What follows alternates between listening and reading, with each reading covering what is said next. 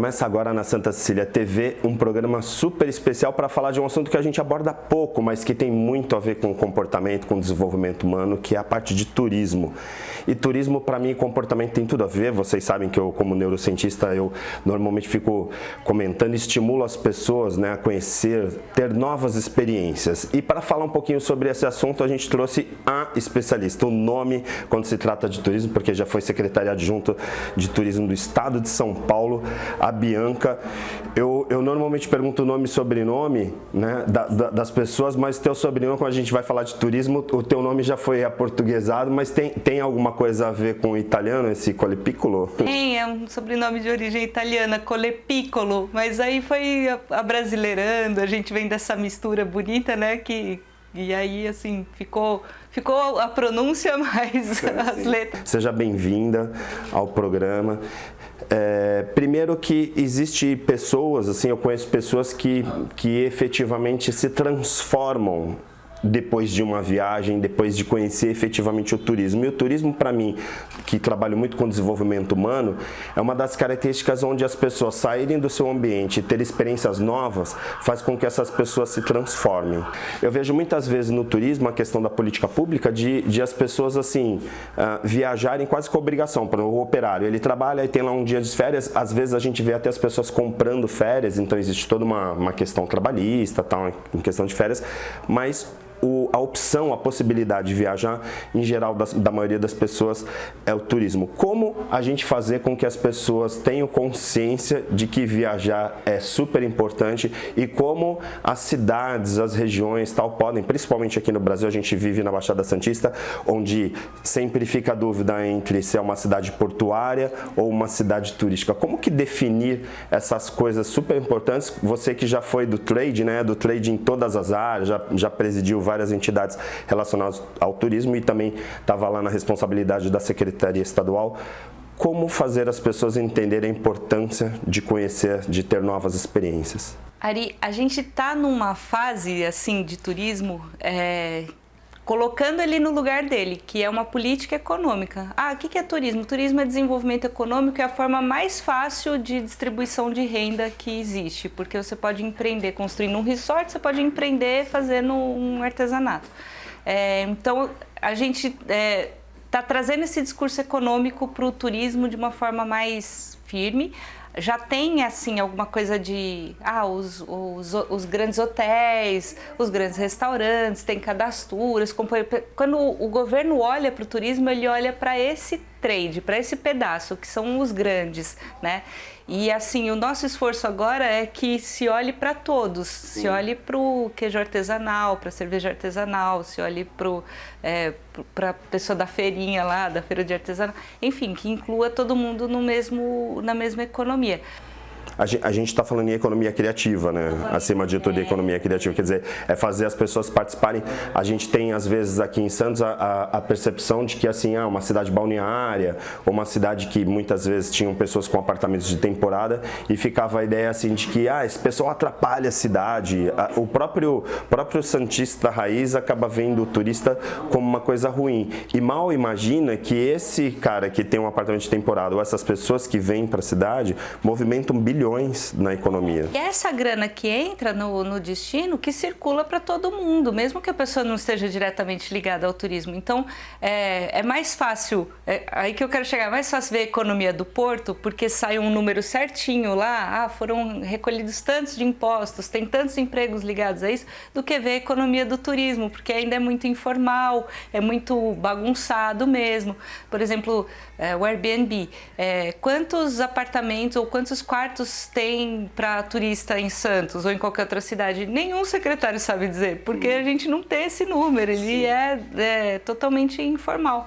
Então, assim, a gente está nesse esforço de pautar a economia, porque enquanto a gente não tiver esse número, a gente não tem como disputar espaço com a agropecuária, não tem como disputar espaço com o porto, com qualquer outra economia bem organizada. Então, mas eu toquei no aspecto do comportamental, porque para mim me vem assim a sensação de que as pessoas ainda veem o turismo como algo fútil, assim, então não são todos. Primeiro que é a questão de condição, né?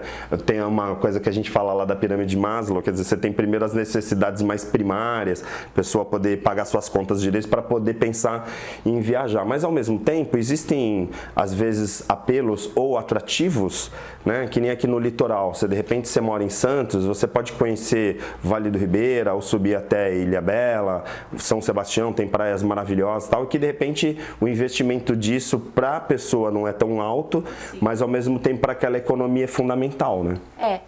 Aí se você tem... Quando você foca num desenvolvimento econômico, você dá mais chance das pessoas terem dinheiro no bolso e elas... Todo mundo tem desejo e necessidade de conhecer outros lugares, né? Então, assim, quando eu cheguei na Secretaria de Estado, por assim, curiosidade, né? Os programas que tinham lá na secretaria, eles não eram econômicos, eles eram sociais. Então, era um programa para levar crianças para fazer turismo, para levar idosos para fazer turismo. E na época eu falei, gente, o foco tá, eu entendo também, mas está errado nesse momento que a gente precisa desenvolver a economia. A gente precisa que todo mundo tenha dinheiro no bolso para poder viajar, né? Fazer o contrário. E aí, desse ponto de desenvolvimento humano, eu acredito que quando eu vejo alguém, assim, por exemplo, muito preconceituoso, assim, eu falo, ou muito intolerante, eu falo assim, gente, se essa pessoa tivesse a oportunidade de viajar um pouquinho, ela mudaria completamente, porque, assim, é muito fácil você falar de outro se você nunca viu o outro, né? Sim. Você falar de longe, falar pelo que você vê pela internet e tal. Quando você vai lá, olha no olho de alguém e você vê que é uma pessoa como você, com dores, com alegrias, sim, e tal. Até porque tem um comportamento que é muito raiz, assim, que eu vejo até a gente quando está turistando, né? Por exemplo, a gente vai para uma cidade, a gente consome muito mais do que se a gente está aqui na nossa cidade, né? Quer dizer, assim, a tendência que a gente chama lá do ticket médio, né? Quer dizer, o ticket médio de um turista é muito maior do que um residente. Então, assim, só por isso, se as pessoas entendessem que, por exemplo, uma pessoa que vem de fora, que ela vai consumir muito mais, aí ela vai estar movimentando a economia, mas aí me vem um pouquinho essa questão do regional aqui, particularmente da Baixada Santista, essa coisa de a gente ficar sempre, e eu vi essa batalha, eu estou aqui há 300 anos, né? Essa batalha do porto e do turismo, porque vem a sensação, às vezes, que o porto é muito bacana, e eu sou super pró-porto, claro, né, porque traz também desenvolvimento econômico, mas, ao mesmo tempo, perde um pouco essa identidade do turismo, porque fica a sensação de que, se a gente priorizar o porto, aí priorizar para um retroporto, as economias laterais, tal, relacionadas a toda a cadeia portuária, a gente tem um desenvolvimento econômico que, em tese, não precisaria do turismo. Mas, particularmente, Roterdã, outros portos do mundo, são cidades turísticas incríveis, né? Então, assim, quebra um pouco esse paradigma de achar que ou é uma coisa ou é outra, né? Exato. As coisas são economias complementares, né? Até porque o porto atrai muita gente de fora e eu falo, nenhum espaço fica vazio. Se você não programa um acolhimento, né? Uma experiência turística para quem vem visitar Santos por conta do porto, essas pessoas não vão deixar de fazer turismo, mas acabam fazendo turismo sexual, acabam frequentando lugares irregulares, acabam fazendo outras coisas porque não foi tomado conta desse espaço, né? Sim. Então, assim, é muito legal pensar assim, poxa, a gente tem o porto, é importante e tal, mas assim, o turismo é complementar e ele pode se aproveitar desse movimento que o porto traz de uma forma muito sadia, inclusive, né? E deixar de receber turistas também nunca é uma boa opção culturalmente, né? Porque quando vem gente de fora, você enriquece uma cidade culturalmente, sim, você traz, oxigena, né? Até porque também tem o outro lado que, assim, quando a gente sai, a gente também quer aquele atendimento. Então, assim, eu vou para Gramado ou eu vou para Dubai, não importa, assim, a gente quer ser bem atendido, a gente quer ser bem acolhido. Então, assim, não adianta ter dois pesos, duas medidas. Quer dizer, quando eu tô fora, eu quero um atendimento maravilhoso, mas quando o turista está na sua cidade, a gente acaba tendo esse comportamento bairrista, assim. Agora, na prática, assim, você que tem esses dados, aí você mergulha o tempo inteiro, está convivendo com esses dados, né? E aí tem os birôs, tal, os leads da vida, né? Um monte de mecanismos que funcionam para essa área de negócios. Você acredita que a tendência do turismo de negócios seja uma curva que realmente não vai parar de crescer, assim? Porque me vem a sensação, por exemplo, que agora a gente recentemente reinaugurou, né, um centro de convenções, tal, numa infraestrutura lá na ponta da praia, tal, e a tendência é de que a agenda vai estar lotada sempre muito mais com eventos de negócio, seminários, congressos médicos, tal, do que efetivamente a gente vai ter gente passeando na orla. Isso é um fato ou é um mito, assim, de quem é leigo na área? assim, o turismo de lazer ficou numa represa, assim, né? Então agora esse verão vai bombar tudo, por exemplo. Todo mundo tá querendo sair de casa, tá querendo ir pra praia, tá querendo experimentar outras coisas. E o turismo de negócios, durante a pandemia, você deve ter participado de alguma discussão assim, vai acabar os eventos corporativos, vai acabar o turismo de negócios, porque a gente acostumou fazer reunião remota e achou que isso ia substituir. E olha como está sendo o contrário, né? As feiras todas voltaram lotadas de pessoas assim, represada essa necessidade do contato mesmo para fazer negócios, né? Então, eu vejo que vai ser sempre complementar. Aliás, inteligente da cidade, que consegue trazer o turismo de negócio e consegue fazer o cara vir com a família toda e aproveitar, o cara ou a mulher, né? Eu falei, pareceu, mas assim, aproveitar o final de semana também, aproveitar o que tem de experiência de turismo, então ele movimenta tudo ao mesmo tempo, né? Eu fui agora em agosto, participar como mentora de um hackathon de turismo em Manaus. E aí no meio, assim, eu fui para trabalhar mesmo, né? Mas no meio eles tiraram a gente do trabalho e levaram a gente fazer meio período de uma experiência de turismo lá. E aí eu vi Manaus de uma forma que eu não imaginava que era, né? E quebra vários preconceitos. Eu falo, todo mundo quer ir conhecer a floresta amazônica, mas a gente tem um monte de... A primeira coisa é assim, precisa ter pelo menos uma semana para ir para lá. E não, eu fui trabalhar na sexta, voltei no domingo e não consegui nadar com boto, visitar a aldeia, fazer todas as experiências lá básicas. Então, quer dizer, tiraram a gente do ambiente de trabalho para levar para fazer uma experiência de turismo, que voltou todo mundo, cada um para o seu estado, fazendo propaganda essa experiência de turismo. As coisas podem casar sempre, né? Agora tem um ponto assim que é fundamental, né? Eu tive também agora recentemente palestrando em alguns lugares e particularmente para mim em Salvador me chamou muito a atenção, que é a questão da segurança pública e também da infraestrutura dos lugares, né? Assim, e nada contra Salvador, que é maravilhoso, mas assim, a gente pisa no hotel e fica assim, será que dá para sair? Será que não vai ter um tiroteio? Será que vai ter? E aí tem algumas cidades que tem realmente esse estereótipo. Como que fica essa questão, e você na secretaria lá vendo essa questão das políticas públicas, como que fica essa questão da infraestrutura das cidades que se colocam, por exemplo, aqui na região a gente tem São Vicente, tem outras cidades balneárias, que fica essa coisa assim de receber o turista, mas ao mesmo tempo ainda com problemas de questões básicas da cidade, ou saneamento, ou segurança pública, porque como que eu vou visitar Salvador morrendo de medo de ser assaltado? Ari, o tempo todo a gente está nessa decisão, assim, porque até eu escrevi um livrinho Turismo para Quê, depois escrevi outro Turismo e Segurança, e fui inspirada em Manaus, porque eu saí do teatro à noite em Manaus e saí assim, nossa, sozinha aqui à noite, né, tudo que eu já ouvi deve ser super perigoso e tal.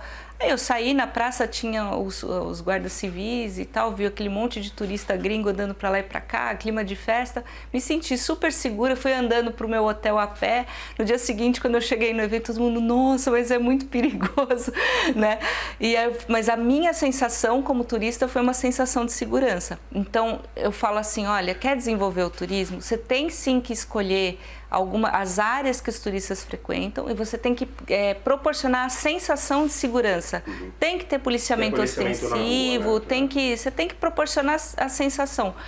É errado porque não é para todo mundo, tá falando só do turista. Se você olhar para o turista como uma fonte de renda, você está protegendo a fonte de renda da cidade. Porque o outro caminho para a segurança é você resolver a questão social, a questão da habitação, a questão do desemprego, a questão da educação. É muito mais complexo você resolver a segurança como um todo, né? Então, você tem que escolher um ponto. Bom, vamos trazer dinheiro para a cidade? Então, para fazer dinheiro para a cidade, o turista precisa se sentir seguro nos pontos que ele frequenta. E várias cidades do mundo trabalham desse jeito. Assim, eu não vejo como uma crise você tomar essa decisão, né? Mas a gente precisa ter comunicação, precisa que todo mundo... um prefeito... É uma conscientização, na verdade, porque muitas vezes eu vejo uma pessoa que está na periferia pensando assim, poxa, vocês estão reformando a orla de Santos, preparando uma ponta da praia, e a Zona Noroeste, a área continental, está abandonada. São Vicente, poxa, vocês estão reformando a Baía do Gonzaguinha ali e tal, e a gente está aqui morando em palafitas, tal, tem muita gente. Então, assim, esses contrassensos, né, e as definição de prioridade que são muito delicadas, né? Eu vou fazer o seguinte, eu vou chamar um intervalo muito rápido, porque aqui no Pessoas de Valor passa super rápido. A gente volta no minuto aqui na Santa Cecília TV.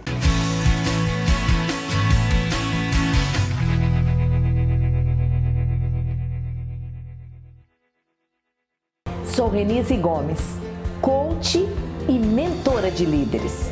E a gente fala tanto em coach, mas o que é mesmo? É uma metodologia fantástica que leva você ao melhor de si mesmo.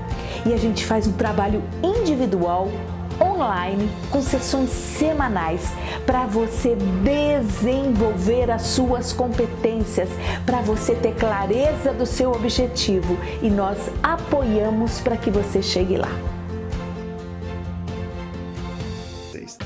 Com mais de 30 anos no mercado, a Cortes e Companhia é especialista na eliminação e combate a qualquer tipo de praga. Contamos ainda com serviços de hidrojateamento, locação de caminhões a vácuo e hidrojato, além de limpeza de caixas d'água e gordura e remoção de resíduo líquido. Cortes e Companhia, desentupidora e dedetizadora. Você chama, a gente resolve. WhatsApp 982 330906.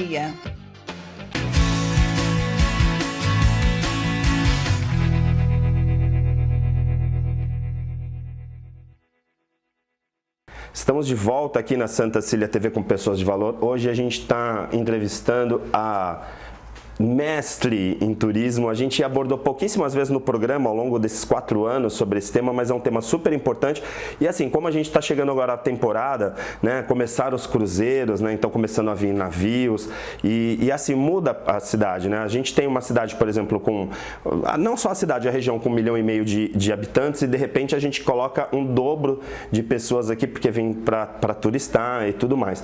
E assim, Santos é uma cidade, claro, super tradicional, tem aquela coisa turismo histórico, você tem um centro, mas assim, particularmente a gente tem Monte Serrat, a gente tem Ilha Pochá, tem umas regiões do próprio Guarujá, tem umas regiões assim que foram localidades que tinham a ver com cassino, com jogos e tal, e aí ao mesmo tempo tem muitos navios que entram em áreas internacionais e os jogos estão abertos lá e milhares de pessoas jogando. Eu sei que entra numa discussão política gigante, porque a gente conhece no Congresso pessoas pró e contra, e aí envolve uma questão de crença, né, de cada um, mas só para a gente ter uma ideia aqui para quem está nos assistindo, e aí eu nem estou entrando no mérito se a pessoa é a favor ou não dos jogos, mas a gente está falando de desenvolvimento econômico, liberar, por exemplo, jogos, principalmente esse tipo, num país onde a gente joga na Mega Sena, a gente joga nas loterias, ou seja, no bicho, tem alguns jogos que são permitidos, outros não, e aí a gente fica pensando, afinal, qual é o critério para fazer esse recorte? Mas do ponto de vista de desenvolvimento econômico, os países que os jogos são liberados aumenta absurdamente, principalmente a importação de turistas, não é isso? Sim, a gente passou na Câmara dos Deputados já uma lei, né? Agora vai ser votada no Senado. E eu particularmente achei que ficou muito interessante, porque criou critérios junto com a Receita Federal, junto com a Polícia Federal. Não liberou geral. Não liberou geral. Critérios. Então, assim, regulamenta desde o jogo do bicho, passando pelos bingos até os cassinos e até os cassinos flutuantes, os barcos que você falou. Então, assim, a gente começa a ter uma organização desse setor com uma arrecadação de impostos, inclusive já está lá delimitado que uma parte dos impostos vai para prevenir ou tratar pessoas que ficam viciadas, né? Porque pode acontecer. Mas, assim, traz uma luz para essa história, assim, e grandes investimentos, porque do jeito que ficou, se for aprovado assim, vai ser permitido um cassino, ele tem que ser 20% apenas de um empreendimento turístico. Então vai ter que vir um investimento para montar um grande resort com lojas, restaurantes e cassino, né? Não é simplesmente montar um cassino. E aí 1 por estado, no estado de São Paulo 3, no Rio de Janeiro e em Minas 2 vão poder ser colocados. E os bingos... Isso já na própria lei, já está estabelecendo esses limites. Quer dizer, se as pessoas ficarem com a sensação assim, ai meu Deus, vai liberar os jogos, agora vai ter um cassino em cada esquina, isso é mito. É mito. E um bingo a cada 150 mil habitantes na cidade. E o que é que tem de diferente de quando estavam liberados os bingos e, né, foi meio complexo aquela fase. Tanto para jogar no bicho, como no bingo, como no cassino, o apostador tem que dar o CPF dele. E aí, quando ele recebe o prêmio, já sai descontado o imposto. Então, assim, particularmente, eu sou contra o imposto no arroz, no feijão. Acho um absurdo o que a gente paga de imposto no consumo.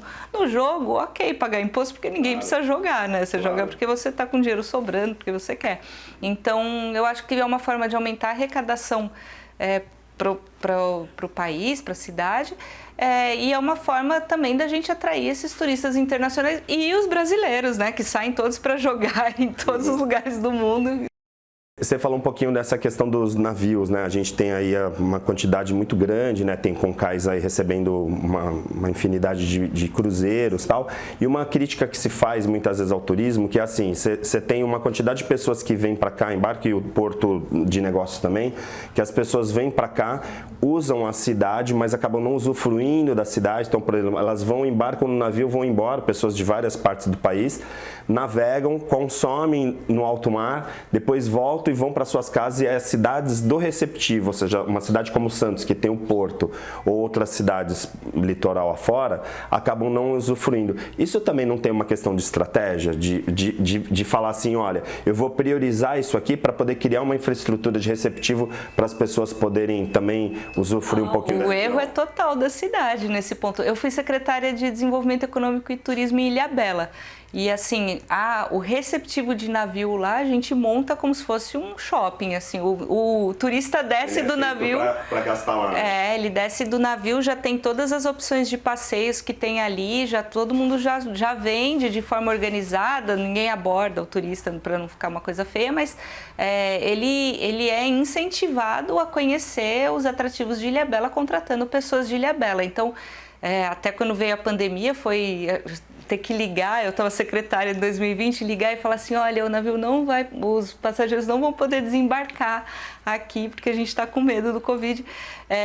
E foi um choque para quem trabalha com isso, porque o ano inteiro esperando, né? Claro. E agora a gente está, é a maior temporada de navios dos últimos 10 anos, então a gente está com muita gente. Né? Eu já vim trazer meu pai para embarcar aqui em Santos e, de fato, assim, eu cheguei, deixei ele entrou no navio, quer dizer, não gastou nada na cidade, né? Acaba sendo um incômodo para a cidade, porque não tem nenhum retorno. E tem custo, né? Eu falo assim, turista custa saneamento, custa a coleta de lixo mesmo, custa segurança, custa organização do trânsito. Se ele torcer o pé na cidade, ele custa para a saúde. Sim. Então, assim, é muito importante você fazer com que ele deixe algum recurso na cidade para poder gerar emprego, para poder gerar renda, para poder coletar impostos, senão ele está dando... Se ele não está pagando a conta, ele está dando prejuízo. De graça não é, né? Não tem almoço grátis. A gente tem uma coisa no turismo que você já escreveu sobre isso, né? E eu também como acadêmico, né? A gente fala muito de posicionamento, né? Das cidades se posicionarem.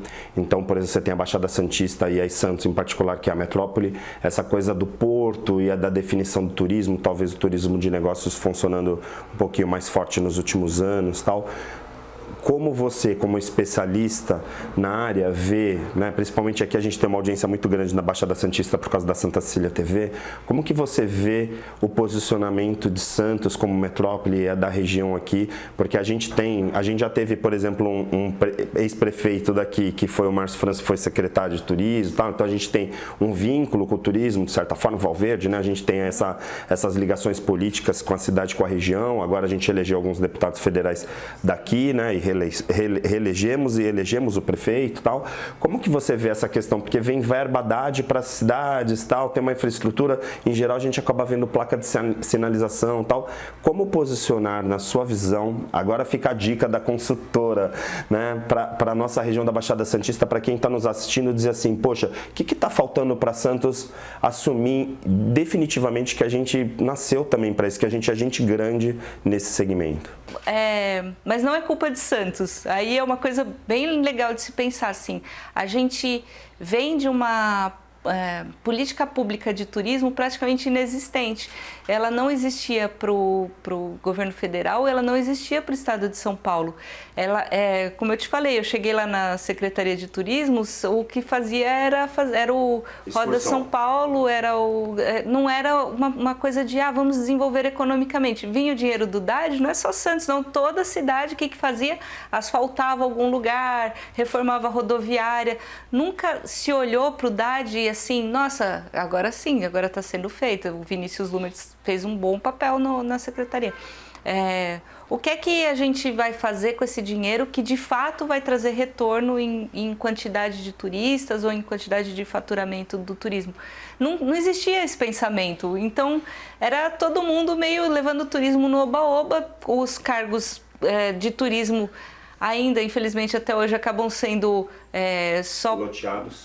Loteado por interesses políticos, sem pensar em técnico. Você vê, o único pedido do trade turístico para o novo presidente, para o presidente eleito, foi assim: coloque alguém técnico no governo, pelo amor de Deus, sim, porque ninguém aguenta mais ficar sendo usado uma pasta tão importante economicamente, né, só para ficar enchendo linguiça aí.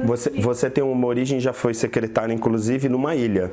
Sim. E aí, assim, existem ilhas no mundo que vivem, toda a sua população vive e, de certa forma, vivem bem do turismo. Como fazer com que o nosso país entenda que a gente é maravilhoso quando se fala em turismo? A gente precisa olhar para ele, o que a agricultura fez?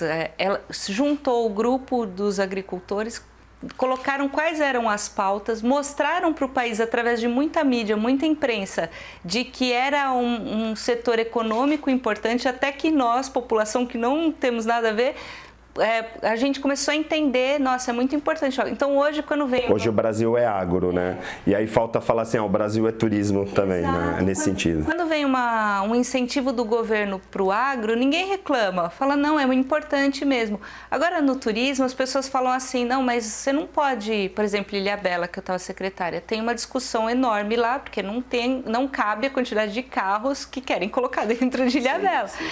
E aí, quando você fala assim, não, a gente vai ter que organizar o turismo, vai ter que... Não dá para entrar tanta gente a pé, não dá para...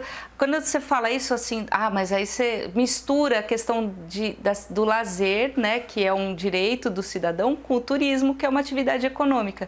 Então, enquanto a gente não faz essa diferenciação de, ok, é lazer, mas não dá para ser em qualquer lugar, a qualquer hora, porque você tem uma atividade econômica importante que precisa ser prestigiada e organizada. O resumo disso do que a gente está conversando aqui é definir prioridade. Exato, E se a população entende que turismo é atividade econômica, está trazendo dinheiro para a cidade, e tal, ela entende que a orla precisa estar organizada antes de qualquer lugar, que precisa ter policiamento antes de qualquer lugar, porque ela está ganhando, ela está vendo a vantagem que ela está tendo quando ela está recebendo isso. Ela entende que alguns lugares vai ter sim uma limitação de quantidade de pessoas, porque senão estraga aquela experiência do turismo, né? Ela entende a importância, por exemplo, de preservar uma aldeia indígena, de preservar um quilombo, de preservar uma comunidade caiçara. É conhecer para respeitar, né? Exato, resumidamente. Bianca, muito obrigado. Por incrível que pareça, depois os editores que sofram para editar, que a gente grava 1h30 para fazer meia hora depois, né? A equipe fica desesperada. Te agradeço demais pela visita. A gente está gravando aqui na de casa, né? Num dos lugares maravilhosos e tal. E lembrar que o programa Pessoas de Valor também tem um apoio e a parceria muito grande da Cortes Companhia.